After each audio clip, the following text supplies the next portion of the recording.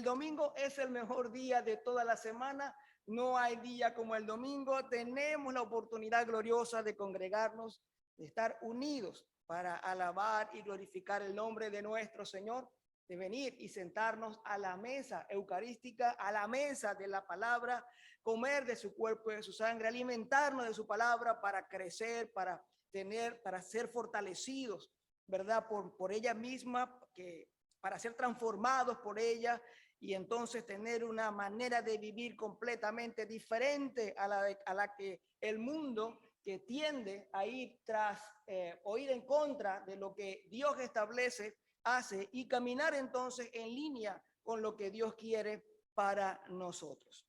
Este día estamos estudiando la parábola de los trabajadores de la viña en la serie de las parábolas del Señor o las parábolas del reino que hemos estado estudiando. Antes de comenzar pues con la introducción propiamente, quiero recordarles o quiero mencionar que esta parábola no nace simplemente pues de la nada. No fue que Jesús estaba en un momento reunidos con los discípulos y dijo, ya sé, tengo una parábola para ustedes. No fue así.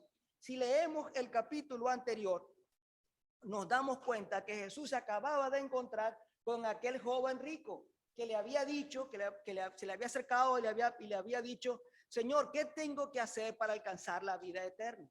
Y el Señor le dijo, bueno, guarda los mandamientos. Estoy haciendo un repaso general, ¿verdad? Guarda los mandamientos. Y el joven le dijo, eso lo hago yo desde que estaba jovencito. Eso es tan fácil.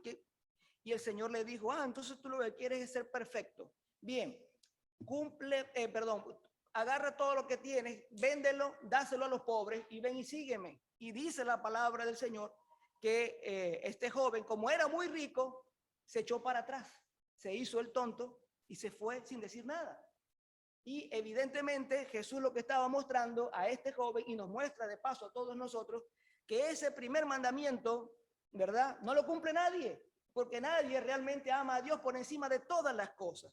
Este había dicho, ya yo eso lo cumplo desde que estaba joven, sí, según lo que él consideraba, porque tan pronto le dijeron, tú amas más a Dios, muy bien, deshazte de tus riquezas y sígueme. ¿A quién? A Dios. Digo, no, ya va. Tampoco, yo te quiero, pero tampoco es para tanto. Entonces nos damos cuenta pues que sus riquezas estaban puestas por encima de Dios, y nosotros debemos tener de ahí tomar una lección, pero no es lo que nos compete en este día. Entonces, después que esto ocurre, ¿verdad? Que el Señor les dice a los discípulos, es que es mucho más fácil que entre un camello por el ojo de una aguja a que un rico se salve. Y entonces los discípulos dijeron, oye, entonces nadie se va a salvar, porque ¿cómo van a pasar un camello por el ojo de una aguja? Y el Señor le dijo, porque lo que es imposible para los hombres es posible para Dios, mostrando así que la salvación viene de Dios y es posible porque Dios así lo quiere y nos las otorga. Dios es nuestro Salvador, Jesús es nuestro Salvador, y fuera de él no hay posibilidad alguna de ser salvos. Entonces el apóstol Pedro, después de eso, viene y le pregunta, ¿y qué hay para nosotros? Okay, bueno, no en esa forma, pero eso fue lo que le preguntó, ¿verdad? Jesús, ¿para nosotros qué hay? Porque nosotros hemos dejado todo. Este hombre era rico y no quiso entregarlo todo, pero nosotros sí dejamos todo, porque dejamos las barcas, dejamos de pescar, dejamos la compañía, dejamos el trabajo, dejamos todas las cosas y te hemos estado siguiendo. Así que a nosotros debe haber algo para nosotros. Y Jesús le dijo, ciertamente hay algo para ustedes, porque no se va a quedar todas estas cosas sin recompensa. Y luego que les dice eso, viene con esta parábola para explicar con ese contexto, él va a explicar la forma como Dios soberanamente da lo que él tiene a los hombres y qué es lo que realmente el hombre merece. Por eso entonces comienza la parábola diciendo, porque el reino, porque, después que dice lo anterior, dice porque, y es la parábola que nosotros tenemos en este día. Como les dije en los anuncios, esta parábola ciertamente es sencilla, como todas las parábolas. Las que son realmente complicadas, el Señor mismo las explica. a los discípulos y por supuesto queda plasmado en las escrituras y nosotros podemos aprovecharnos de eso y aprender lo mismo que los discípulos aprendieron. Pero esta es una parábola que no hay, por ejemplo, una explicación clara o directa, literal del Señor, sino que hay una interpretación que darle. Ahora bien, esta interpretación no es complicada de dársela. Lo que es complicado es enseñarlo. ¿Por qué? Enseñarlo en una homilía dominical. ¿Por qué? Porque no toda la gente que nosotros le predicamos está en conocimiento de el fundamento que se requiere bíblico para entender esta parábola. Entonces, si yo comienzo a hablar sin mencionar los fundamentos que se tienen que entender, muy probablemente no vayan a entender. Mucha gente no va a entender. Por eso, cuando yo mismo incluso leí por primera vez estas parábolas, seguramente entendí una cosa que era muy diferente a lo que terminé entendiendo más adelante. Y cuando me di cuenta, ¿por qué? Por el conocimiento que uno va adquiriendo, por el estudio de las escrituras acerca de acerca de la visión general de las escrituras y lo que Dios enseña a través de ellas, entonces pude ver más claramente lo que estas parábolas significaban. Además, algo muy importante, no es que Dios me reveló a mí el verdadero significado de esta parábola. Eso ya el Señor se lo reveló a hombres desde la antigüedad, desde los apóstoles ya sabía, y lo que ha sido es comunicada esta verdad. Pero uno, lego, neófito, que la lee directamente, puede interpretar algunas cosas que no son, si no tiene pues el fundamento como los que tenían los primeros. Y eso para mí es importante y por eso voy a comenzar de esta manera. Bien, ahora sí, la introducción. Como ustedes saben, estamos en medio de una serie de enseñanzas cortas, no profundas, sobre las parábolas del Señor. Hasta ahora hemos visto tres: la parábola del sembrador, la parábola del hijo pródigo y la parábola del valor del reino, que es la misma del tesoro escondido y la perla preciosa. Hoy toca el turno a la de los trabajadores de la viña. Esta parábola es, al juicio de muchos, y yo estoy de acuerdo con ello, es la más difícil de explicar y entender en cuanto a que requiere mayor conocimiento previo de la palabra de Dios. Quien no posee un panorama amplio, no necesariamente profundo, pero sí importante que tenga un conocimiento de las escrituras, de la palabra de Dios, de los pactos, de lo que Dios enseña, de la naturaleza de Dios y de la condición del hombre respecto a Dios, terminará por creer que esta parábola trata de recompensas y del trato justo que se merecen los hombres. Por tal razón, y tratando de aprovechar lo mejor posible en muy corto tiempo, iré mencionando algunos de estos elementos de manera que les sirva a ustedes de fundamento. Vamos a comenzar. Dios crea todo lo que existe y por tanto Él es el dueño de todas las cosas. Del Señor, dice el Salmo 24, del Señor son los cielos y su plenitud, la tierra y los que en ella habitan.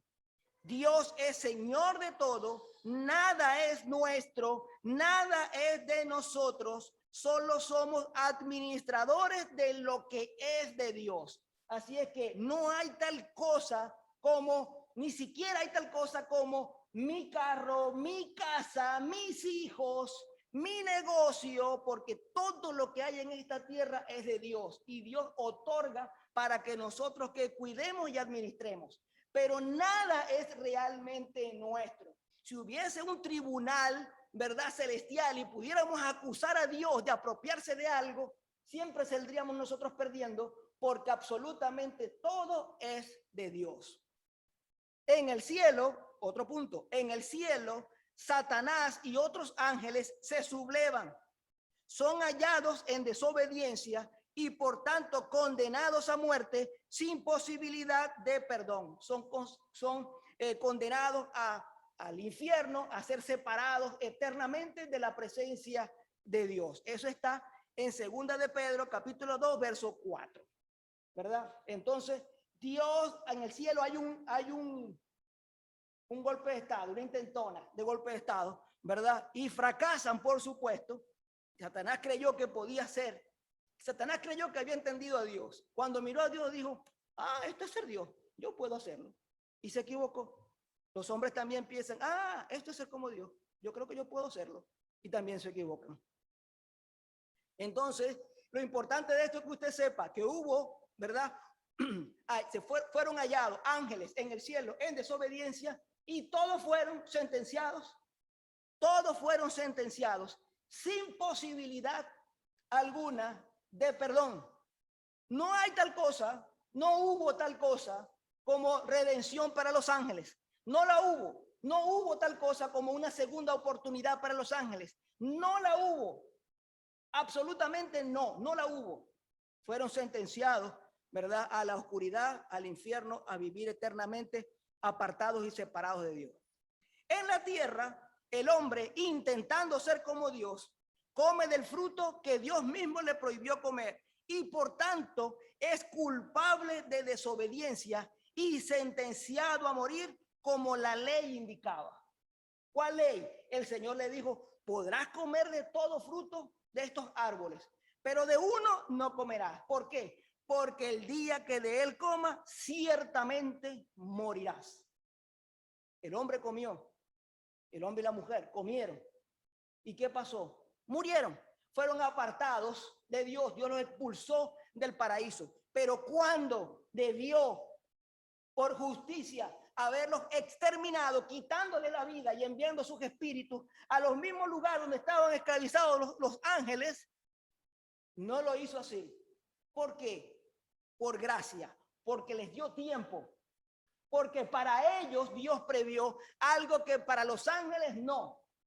¿Qué cosa era? El perdón. Para los ángeles no había oportunidad de arrepentimiento y perdón. Para los hombres, Dios quiso que hubiera arrepentimiento y perdón, a diferencia de los ángeles. Bien, así fue entonces como el pecado entró al mundo por un hombre. Pecado este que fue transmitido como herencia a todos sus descendientes, a todos sus descendientes, tal cual una característica genética se transmite. Hay personas que tienen una enfermedad que se transmite genéticamente, ¿verdad? Y sus hijos y los hijos de estos la tienen y la presentan. ¿Ok? El pecado es como eso. Está en los genes del hombre y se transmite, ¿verdad?, de generación en generación a todo aquel que es nacido por voluntad de hombre, por voluntad de varón.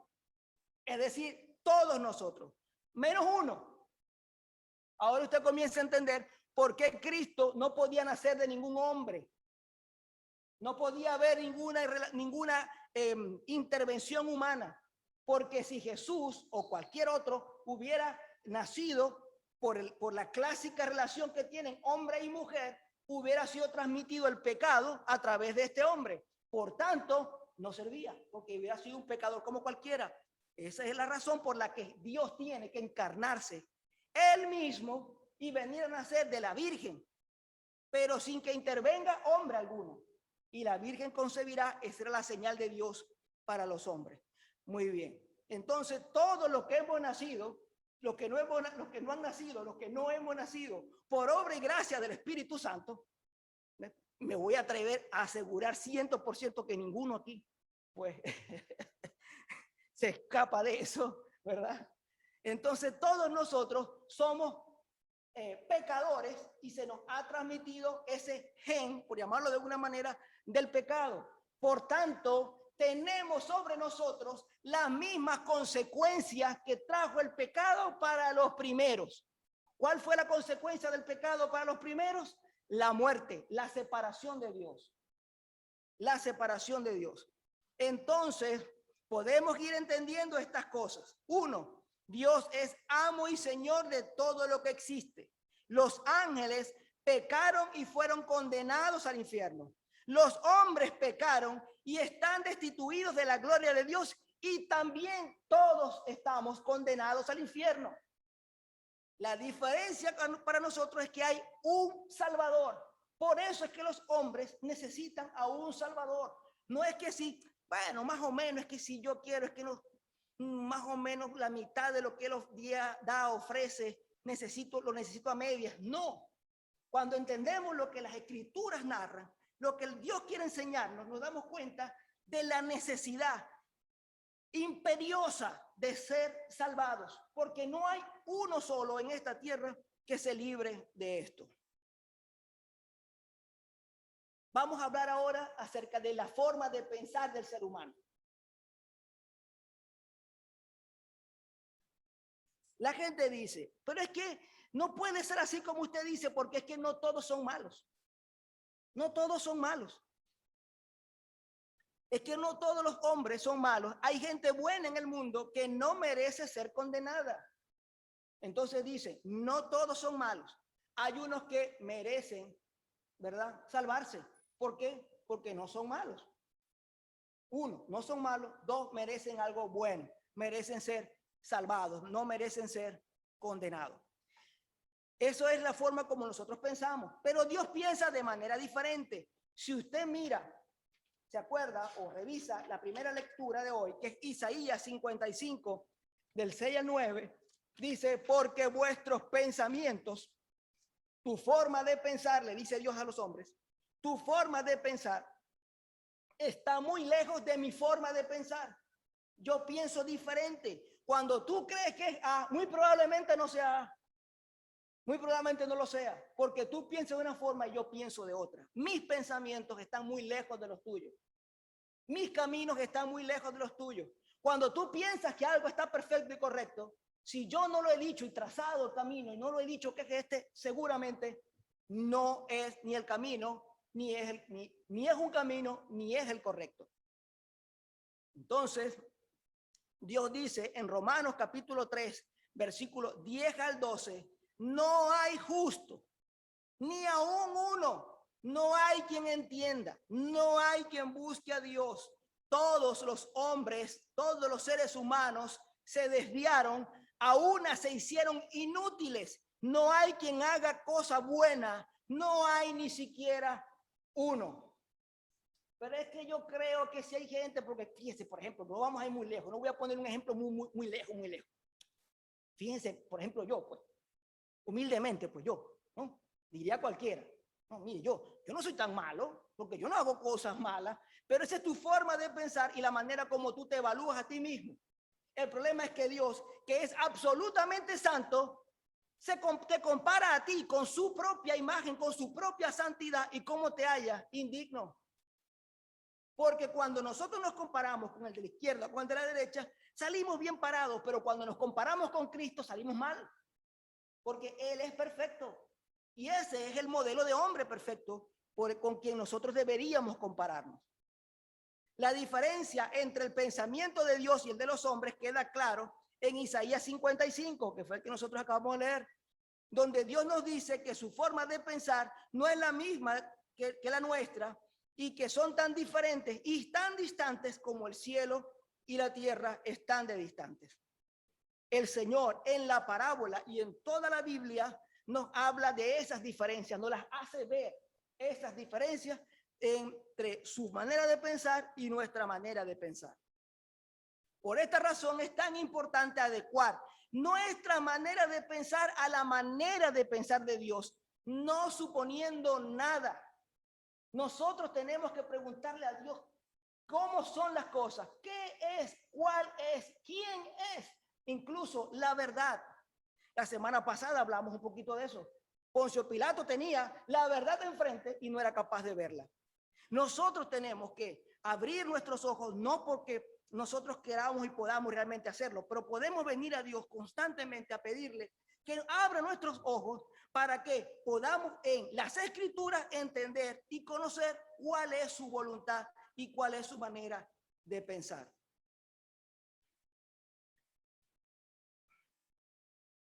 Estas diferencias de pensar las podemos dividir en dos partes. Uno, lo que creemos acerca de Dios y lo que creemos respecto de nosotros mismos. Solemos pensar de Dios desde nuestra muy limitada capacidad y nuestra humana perspectiva, asignándole a Dios características según nuestra forma de ver la vida, a nuestros intereses, según nuestros valores, lo que entendemos por ética, etcétera, desconociendo que Dios está muy por encima de todo esto. Entonces la gente dice, Dios es bueno, y cuando piensa en Dios es bueno, piensa en lo que Él entiende por bueno. Pero nosotros tenemos que ir a Dios para que Dios defina lo que significa ser bueno. Le voy a poner un ejemplo. La gente entiende por amor ¿qué? Algo diferente a lo que Dios entiende por amor. Fíjese, por ejemplo, el movimiento LGTBIQ+. ¿Qué dicen ellos? No, es que hay amor, y como hay amor, y Dios es amor, entonces no hay problema de que expresemos nuestro amor por una persona del mismo sexo. Y Dios ha prohibido tajantemente ese tipo de cosas. Entonces, la interpretación que le dan del amor de Dios no tiene nada que ver con lo que Dios interpreta por amor. No tiene nada que ver. Y por tanto, quien asume, o mejor dicho, quien le endosa a Dios el concepto de amor que él entiende por amor, se está equivocando gravemente. Y así es con todas las cosas. Con todas las cosas.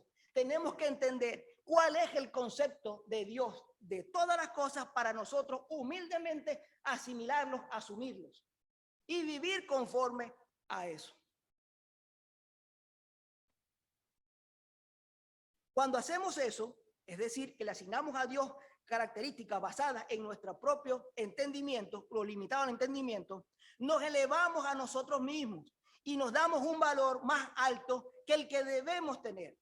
Y cometemos el error de creernos más de lo que realmente somos y por tanto, si nos creemos más de lo que somos, también creemos que merecemos más de lo que nosotros realmente merecemos. Y esperamos recibir entonces, por tanto, algún tipo de trato, algún tipo de privilegio o alguna consideración para nosotros de parte de Dios.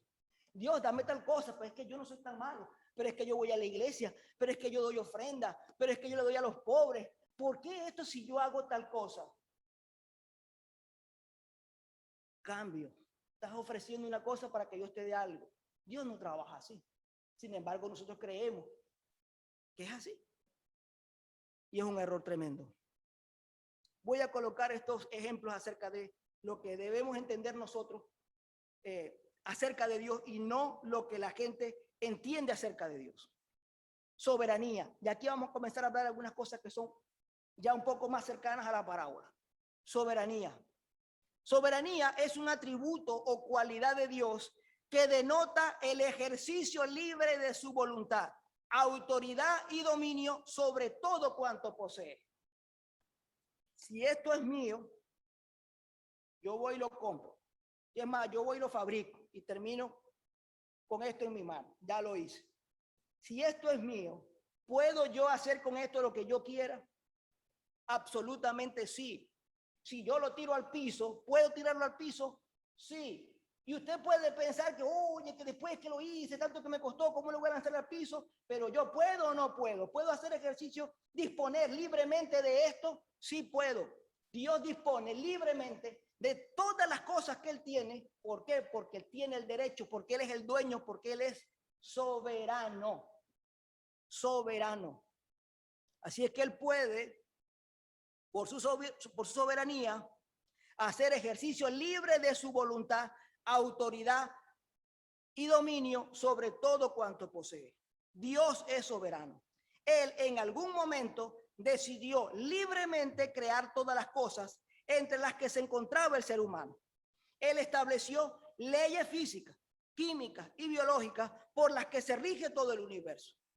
Sin consejo ni permiso de nadie, hizo todas las cosas como Él quiso, con las características que quiso y las limitaciones que a Él, perdónenme la expresión, le vino en gana ponernos. Él es el dueño y señor de todas las cosas y por tanto puede disponer de todas las cosas como Él desee. Puede hacerlo. Eso es soberanía. Cuando usted oiga hablar acerca de soberanía de Dios, piense en eso. Cuando usted diga en su corazón, porque tú eres soberano, piense en eso. No piense en otra cosa. Poder. Punto número 2, poder. Esto le va a parecer interesante. Es la capacidad de Dios, es la capacidad de llevar a cabo o ejecutar la voluntad de Dios, que es todopoderoso en el sentido que no está limitado por nada ni por nadie, sino por su propia naturaleza y principios.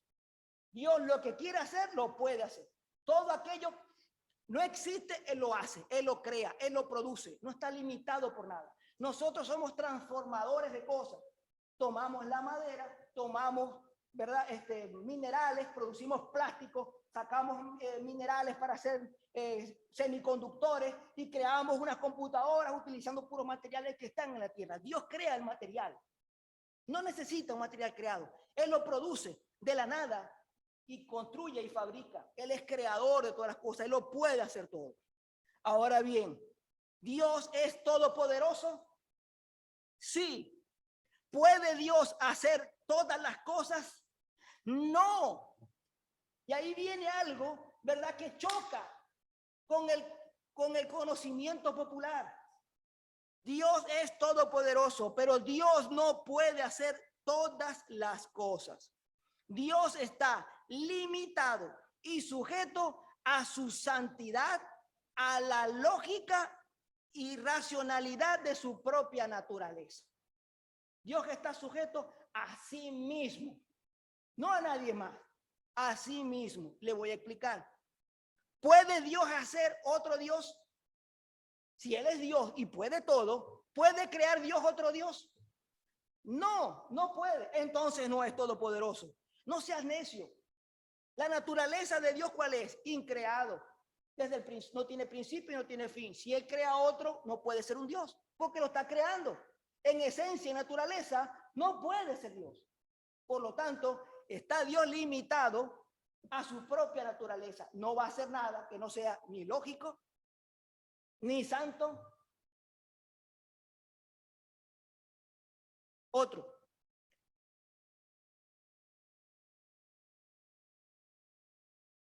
¿Puede actuar Dios con maldad? No. ¿Puede Dios ser injusto? No. ¿Puede Dios hacer un círculo cuadrado? Alguien se ríe, pero es verdad, la gente, a mí me ha preguntado eso. ¿Dios puede hacer un círculo cuadrado? No, entonces no es todopoderoso. Te vencí. Torpe. Eso va en contra de la propia naturaleza del elemento que estás describiendo. Un círculo no puede ser un cuadrado nunca. Así de simple. Entonces Dios, aunque todo lo puede, está limitado por los principios que Él mismo ha establecido. ¿Puede Dios hacer que llueva para arriba? No, no puede. ¿Puede hacer Dios un fuego congelante? No, no puede, porque va contra de los principios que Él mismo estableció. Voy a hacer una pregunta más. ¿Puede Dios hacer un hombre mujer o una mujer hombre? No. ¿Por qué? Por lo mismo que estamos explicando. Por lo mismo. Porque va en contra de la naturaleza. Y va en contra de su propio principio, de lo que Él mismo creó, estableció. Puede hacer de un XX, que sea XX, pero que a la vez sea XY. No, no puede. Porque a uno los hizo varones y a otro los hizo hembras. ¿Entiende? Dios los creó. Así como no puede hacer un círculo cuadrado, tampoco puede hacer una mujer hombre o un hombre mujer. Hizo a unos hombres y a otros mujeres. Y si Dios es perfecto y no se equivoca, no necesita corregir a mitad de camino. Ay, es que me equivoqué con esto y lo voy a corregir en el camino. No existe. Eso es terquedad, necedad del hombre. No es otra cosa. Vamos a hablar del concepto de justicia.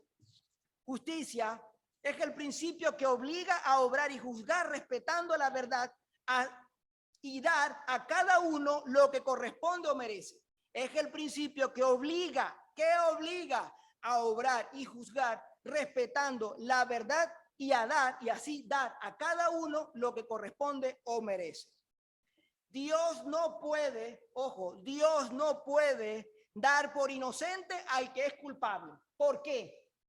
Por el principio de justicia. Si Dios toma y hace un juicio contra un violador, no puede decir, ah, bueno, tú no eres violador, yo te declaro inocente. Si tú eres un asesino, Dios no puede, ¿verdad? Bueno, está bien, no importa, vamos a dejártelo pasar, te declaro inocente. No puede. ¿Por qué? Porque Dios no puede ir en contra de sus propios principios, como mencionamos anteriormente, y porque Dios no puede ir en contra de la justicia.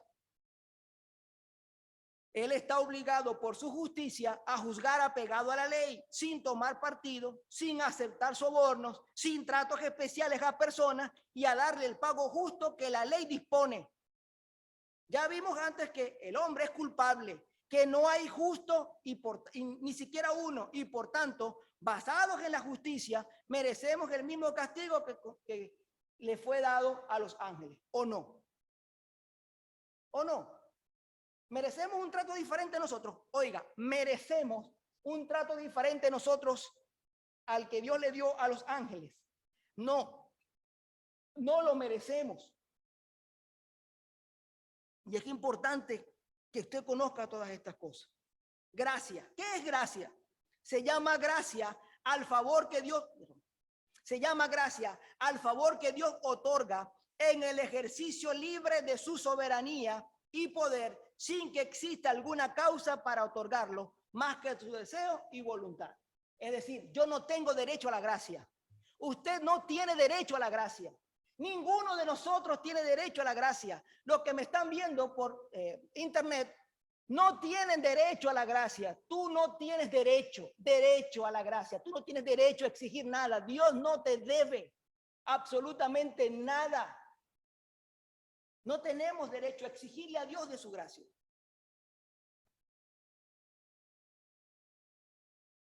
Un ejemplo que suele sorprender a mucha gente en relación a que Dios dispone de la gracia como Él quiere, y sobre todo aquellos que no han tenido el contacto pues con las Escrituras, que no han leído mucho. En Éxodo capítulo 33, verso 19, Dios dice: yo haré pasar toda mi bondad delante de ti y proclamaré el nombre del Señor. Y tendré, y aquí viene lo que golpea a mucha gente, y tendré misericordia del que tendré misericordia y tendré compasión del que tendré compasión. Es decir, si nosotros hemos recibido compasión y misericordia, no era porque lo merecíamos o era algo que podíamos reclamar, sino porque a Dios le dio la gana de tener misericordia conmigo o contigo. Es una gracia. La misericordia, el perdón es una gracia. Y como vimos, la gracia la otorga Dios a su libre voluntad, sin que exista alguna causa para otorgarla, más que su deseo y voluntad. También Pablo, el apóstol Pablo en Romanos cita: tendré misericordia del que yo tenga misericordia y me compadeceré del que yo me compadezca. Y luego afirma: así que no depende del que quiere ni del que corre, sino del que Dios tiene misericordia. Por tanto, la gracia es un don de Dios, un favor que Dios otorga en ejercicio libre de su voluntad, sin que exista algún criterio, patrón, norma para otorgarlo, más que su santa, libre e indiscutible voluntad. Entonces, ¿está Dios obligado a darle la gracia a todo el mundo? No, no está obligado. Toda la gente salga a la calle. Lo invito a que salga a la calle y le pregunte a la gente: ¿Dios está obligado a ser bueno? ¿Dios tiene que ser buenos con todos? ¿Dios tiene que perdonarlos a todos? Y verán cuántas respuestas incorrectas hay. Porque el hombre cree cosas que no son verdad. ¿Producto de qué? De unas ideas preconcebidas, mirando a Dios desde su pobre perspectiva. Y está equivocado. Dios no está obligado. Veamos ahora la segunda lectura de hoy. Efesios capítulo 2, verso 4 al 10. Subraya, agarra un lapicito que seguramente tiene ahí en el frente y busque rapidito ahí donde dice gracia. Busquen cuáles líneas está la palabra gracia y subrayela ahí. Entre paréntesis encontré una. Después 2 líneas más abajo. Una inmediatamente abajo.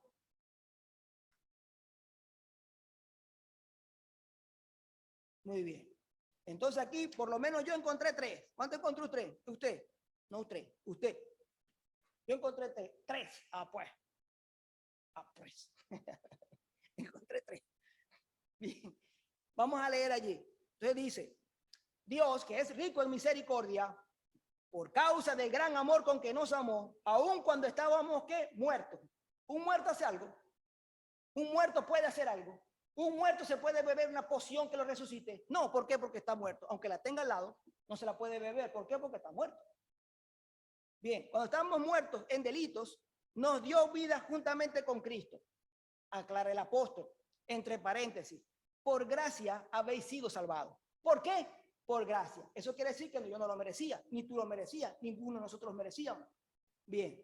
Y con él nos resucitó y con él nos sentó en lugares celestiales en Cristo Jesús, a fin de mostrar en los siglos venideros, es decir, en estos tiempos, las sobreabundantes riquezas de qué? De su gracia, por su bondad para con nosotros en Cristo Jesús, porque por gracia, de nuevo, habéis sido salvados por medio de la fe, y esto no es de vosotros, es decir, no hice yo nada, no tengo yo nada que ver con eso, no tienes tú nada que ver con eso, porque esto no es de ustedes, sino que es ¿qué cosa? Es regalo de Dios, es don de Dios, no por obras, no por lo que tú hayas hecho, no por lo bueno que tú creas que eres, no por lo compasivo que te considere, lo dadivoso que te considere, lo honesto que te considere, no tiene nada que ver con eso. Nada tiene que ver con eso. Para que nadie que se gloríe, para que nadie diga, no es que yo, claro, yo me lo merezco, pero es que yo no soy tan malo, pues es que Dios me da, fíjate, tú deberías ser como yo. Ora, deberías orar más, deberías arrodillarte más tiempo para que Dios te bendiga como me ha bendecido a mí. Si te ha bendecido, es por gracia, no porque tú oras y te arrodillas más que los demás. Para que nadie se gloríe, porque somos hechuras suyas, creados en Cristo Jesús para hacer buenas obras, las cuales Dios preparó de antemano para que anduviéramos en ellas. Padre, pero fíjese, ahí al final dice que fuimos hechos para buenas obras. Sí, para eso fuimos hechos, para hacer las obras que ya Dios preparó para que anduviéramos en ellas. Por tanto, si las hacemos y las hacemos bien, ¿cree usted que merecemos alguna recompensa? Si Dios establece un número de obras que tenemos que hacer y las hacemos bien, ¿merecemos nosotros recompensa por eso? Nosotros decimos fácilmente sí. ¿Por qué? Porque evaluamos con nuestro criterio humano. Vamos a ver.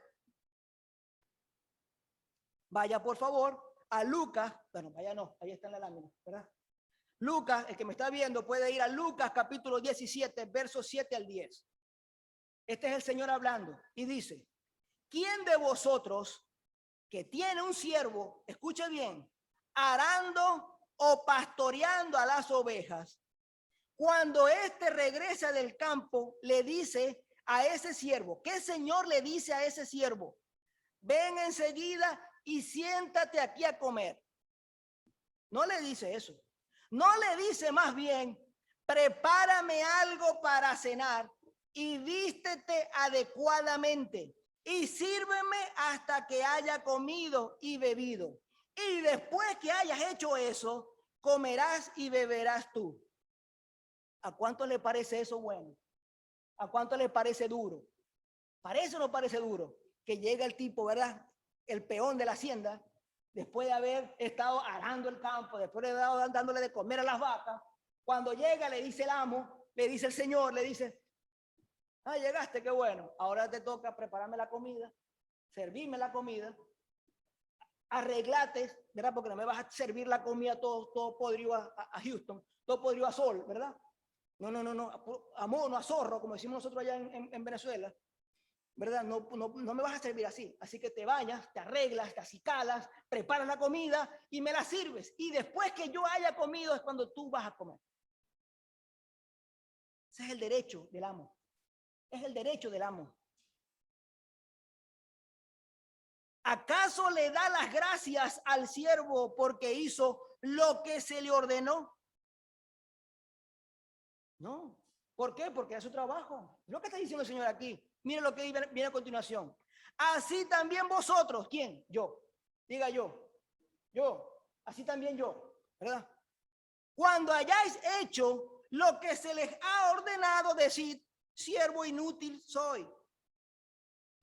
Hemos hecho solo lo que debíamos haber hecho. Entonces, si Dios preparó un conjunto de obras buenas para que nosotros las hiciéramos y las hacemos bien, ¿qué somos? Siervos inútiles. Por tanto, no merecemos absolutamente nada. Así es que aquel que esté pensando que porque es bueno Dios le va a dar, está equivocado, pero es la manera de pensar del mundo. Como dije, tenemos que creer cosas que Dios, tendemos a creer cosas de Dios que no son verdad y creer cosas de nosotros que tampoco son verdad. La verdad es que Dios es soberano, todopoderoso y está muy por encima de nosotros. Voy con la parábola y voy a terminar porque la parábola realmente la voy a hacer bien corta. ¿Cuál es la enseñanza central de la parábola? La soberanía de Dios y cómo Dios la ejerce, cómo Él siendo dueño dispone como quiere de lo que es suyo y no hace injusticia a nadie. Los primeros trabajadores de la viña, ¿qué estaban esperando? Estos fueron los que llamaron a trabajar durante todo el día. Cuando estos vieron que a los últimos, a los que solamente trabajaron una hora, por cierto, la jornada de trabajo era de 12 horas, si se dieron cuenta, los que trabajaron una hora le dieron un denario, ellos esperaban. Pero ¿basado en qué? En lo que ellos, en cosas propias, particulares. Eso lo estimaron ellos porque lo estimaron ellos. Entonces, cuando ellos vieron que al que trabajó una hora le pagaron un denario, yo que hago la regla de 3, yo que trabajé 12, déjale, me tocan 12. Este trabajó una, ¿ves? Hicieron los ojos, chiclín, chiclín.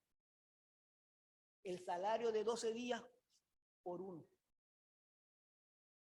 Y cuando llega a ellos, le ponen en la mano, ¡ping!, un denario.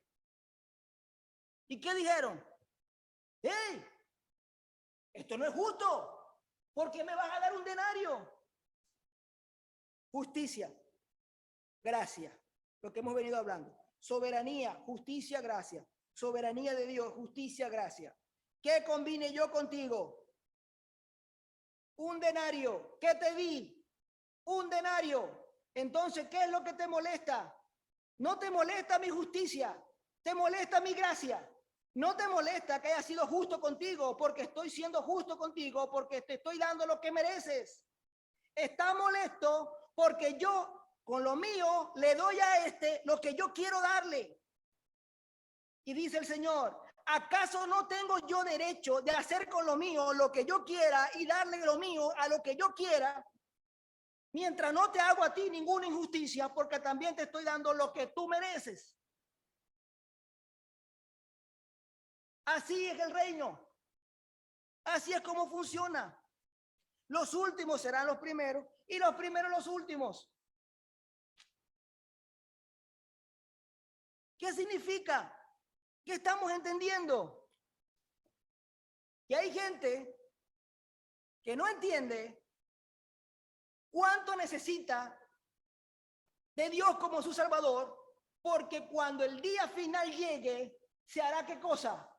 Justicia. Y como todos hemos sido destituidos de la gloria de Dios, quien no se encuentre dentro de los que Dios le ha otorgado de su gracia, pues irán y recibirán el justo pago por su maldad, por su pecado. Eso es lo que enseña la parábola, que Dios no está obligado a darle nada a nadie. Y que tú y yo, lo único que podemos hacer, que hemos escuchado su palabra, que lo hemos conocido, que hemos tenido la fortuna de ser instruidos y conocer al Señor, de darle muchísimas gracias y vivir para agradecer de aquello que hemos recibido.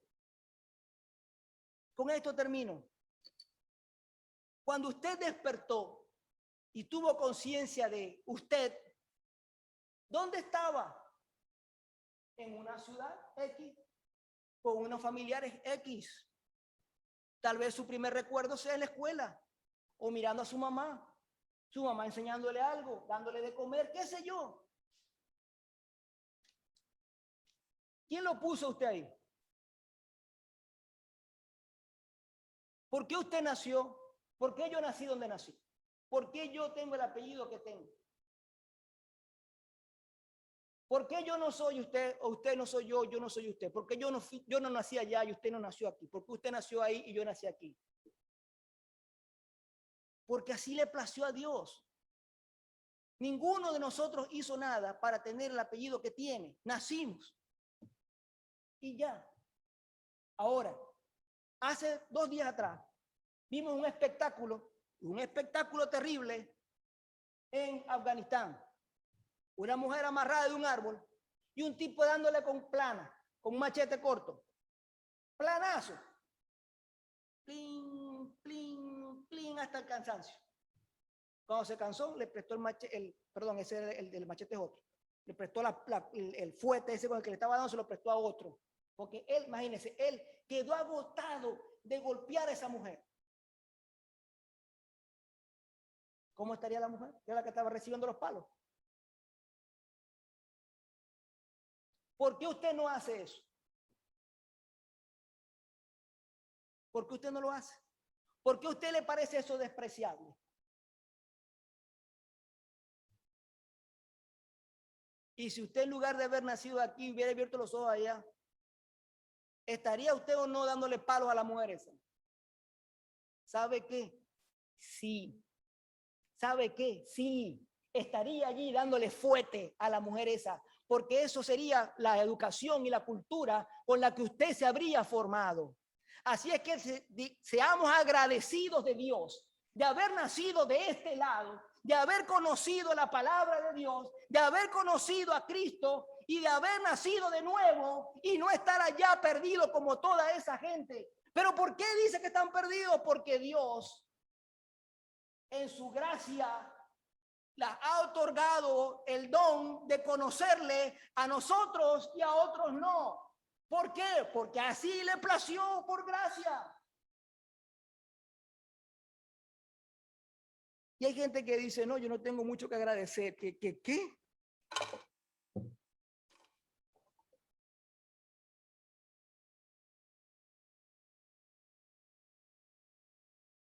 Tenemos que reconocer cuán afortunados somos y debemos responder con agradecimiento. Y si realmente nosotros, a pesar de tener todas estas evidencias del amor inmenso con el que Dios nos ha amado, porque no tenemos ninguna cosa en nosotros que haya obligado a Dios a darnos nada, si aún con estas evidencias grandes de su amor, no somos capaces de retribuirle amor a Él, no somos capaces de obedecerle por pura agradecimiento, si no somos capaces de someternos a su voluntad voluntariamente, después de todo lo que hemos visto, entonces, hermanos, tenemos que correr a Él. Tenemos que venir a Él de rodillas y decirle con sinceridad, Señor, hay algo malo aquí adentro que no me permite, que no me deja, porque yo sé que tú vives, yo sé lo que tú has hecho, yo sé que tú te encarnaste, yo sé que tú viniste a pagar el precio por mí, yo sé que tú me rescataste, me salvaste a mí cuando no tenías ninguna obligación conmigo. Sin embargo, lo hiciste, pero no puedo responder, no sé qué pasa. Quita de mí, saca de mí el corazón desagradecido, el alma impura, mi mente retorcida o lo que sea que esté en mí, que no me permita responder como debiera a tan grande manifestación de amor que has hecho por mí. Y líbrame. Eso es reconocer que necesitamos a Dios como Salvador. En eso consiste. En eso consiste. En eso consiste. Y no crea, por favor, no crea que aquí donde me ve, yo siento como que yo fuera superior, hubiera alcanzado todas las cosas. No. Yo quisiera responder con mucho más dedicación, con mucho más vocación de servicio, con mucha más entrega de mi vida.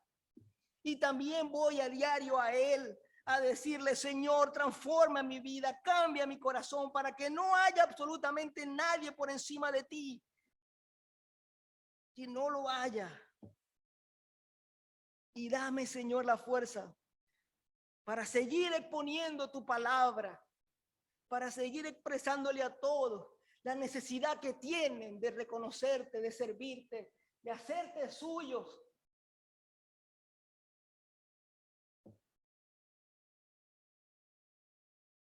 Padre, en el nombre de Jesús acudimos a ti y pedimos que tu Espíritu Santo nos auxilie en este día, a esta hora, que permita que esta palabra halle terreno fértil en nuestro corazón y que pueda producir fruto al 30, al 60, al 100. Que podamos despertar, Señor, y venir a ti, y volver a ti, acercarnos a ti, Señor, arrepentidos, que podamos encontrar en ti, Señor, a la perla preciosa, al tesoro escondido, que todo lo demás pierda su valor, Señor.